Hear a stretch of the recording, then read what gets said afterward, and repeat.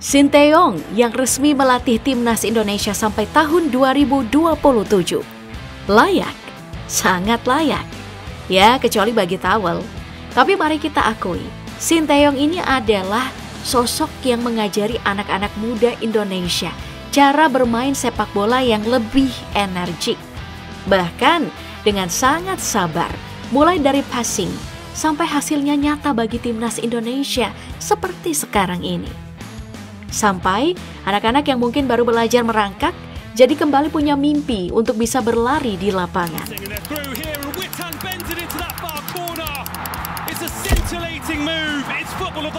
Tapi siapa Sinteyong ini?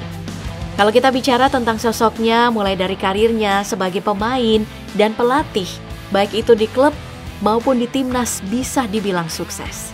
Sebelum jadi pelatih sepak bola profesional, Sinteyong juga adalah seorang pemain sepak bola. Antara tahun 1992 sampai tahun 2003, ia pernah bermain di klub Ilwah Chunma yang sekarang berganti nama menjadi Songnam FC sebagai gelandang. Julukannya adalah si rubah karena cara bermain, mengambil keputusan yang cepat, ditambah cerdik dalam permainan.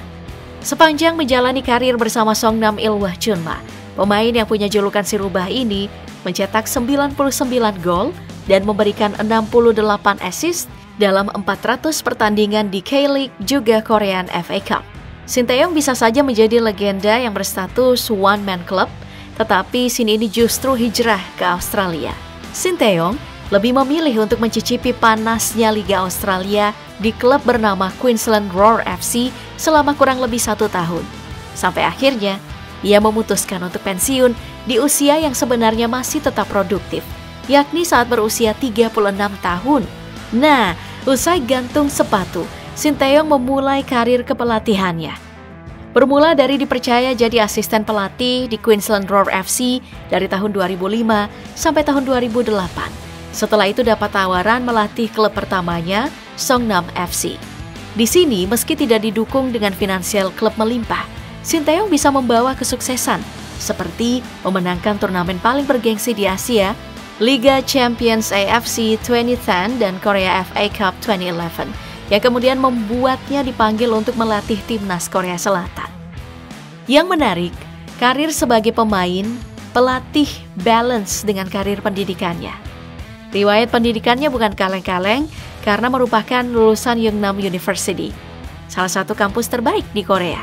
Bahkan prestasi Sinteyong pun disejajarkan dengan alumni top lain dari Universitas Yungnam, seperti aktor Lee Hee-jun dan politisi Cho Won-jin. Tapi di negaranya, Sinteyong sempat tidak dianggap karena di bawah asuhannya, Korea Selatan gagal lolos penyisihan grup Piala Dunia 2018. Lalu pada tanggal 28 Desember 2019, PSSI mengonfirmasi penunjukan Sinteyong sebagai pelatih timnas Indonesia, menggantikan Simon McManamy dengan kontrak selama 4 tahun. Di awal masa jabatannya, Sinteyong tetap bisa membawa timnas Indonesia ke final kejuaraan AFF 2020. Perlahan tapi pasti juga, level timnas Indonesia semakin menanjak. Prestasi-prestasi pun mulai berdatangan. Dari membawa timnas Indonesia U19 lolos ke Piala Asia 2023 U20 di Uzbekistan.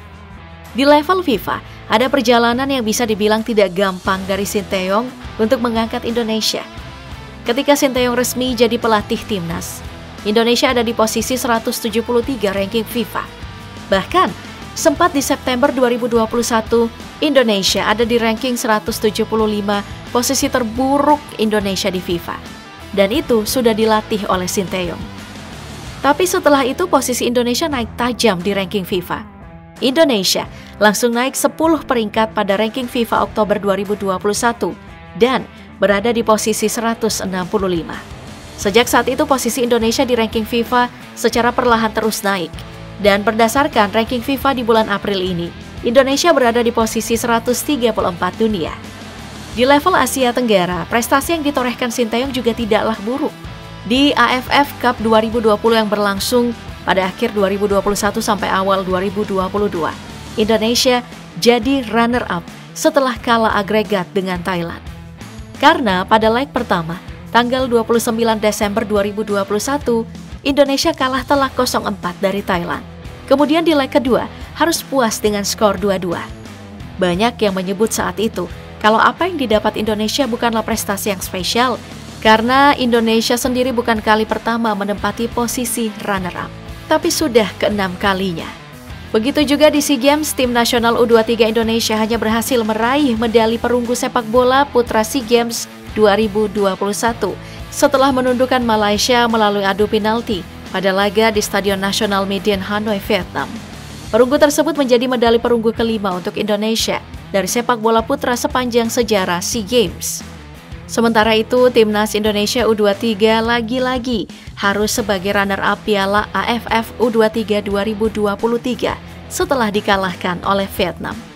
Dali Sinteyong saat itu, karena turnamen Piala AFF U23 2023 yang digulirkan bersamaan dengan berjalannya kompetisi domestik, membuat Sinteyong tak bisa membawa pemain-pemain terbaiknya ke Thailand.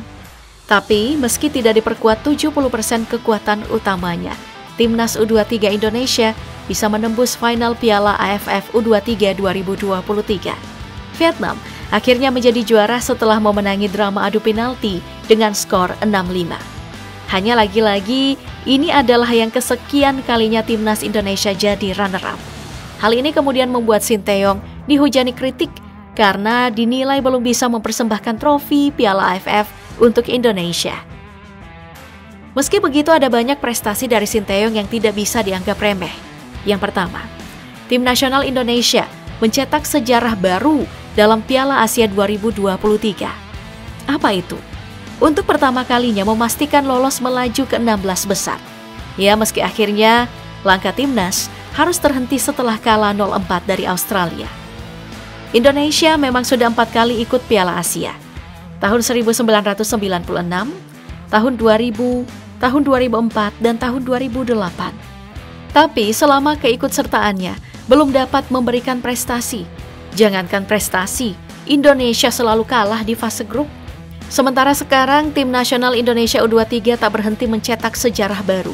Setelah mengukir sejarah dengan lolos ke perempat final, tim asuhan Sinteyong sekarang membuat catatan baru lagi dengan melangkah ke semifinal. Indonesia maju ke semifinal Piala Asia U23 melalui drama adu penalti melawan Korea Selatan. Lolosnya Indonesia ke semifinal juga sekaligus mengukir banyak rekor. Keikutsertaan Indonesia di Piala Asia U23 adalah yang pertama kali sejak turnamen ini digelar pada 2012. Sebelumnya, Indonesia selalu kalah di babak kualifikasi. Banyak juga yang menyebut kalau kutukan tim-tim besar sudah berakhir, di mana Indonesia selama ini selalu jadi bulan-bulanan dari Australia dan Korea Selatan. Sementara di Piala Dunia 2026, timnas Indonesia masih punya peluang ke babak ketiga kualifikasi Piala Dunia 2026, yang artinya tinggal sejengkal untuk masuk final Piala Dunia 2026 mewakili zona Asia. Hanya butuh mengantongi 10 poin, maka Indonesia bisa lolos round 3 kualifikasi Piala Dunia 2026 zona Asia. Peluang terbesar menang ada pada pertandingan berikutnya, yakni melawan Filipina. Sekaligus juga timnas Indonesia berpotensi lolos ke putaran final Piala Asia 2027 karena kualifikasi Piala Dunia 2026 zona Asia juga diperuntukkan sebagai ajang kualifikasi untuk mencapai putaran final Piala Asia 2027. Dengan apa yang timnas punya dan kemampuan Sinteyong, tidak berlebihan kalau kita menyebut masa depan timnas Indonesia sudah ada di jalur yang benar. Komposisi pemain muda yang dimiliki timnas Indonesia tentunya masih akan banyak berkembang. PSSI juga sudah memilih langkah yang tepat dengan mempertahankan Sinteyong. Hanya tinggal bagaimana cara terus meningkatkan kualitas liga domestik biar para pemain jadi lebih bisa berkembang. Trofi memang belum datang, tapi setidaknya setelah sekian lama kita absen di level Asia, akhirnya momen itu datang juga.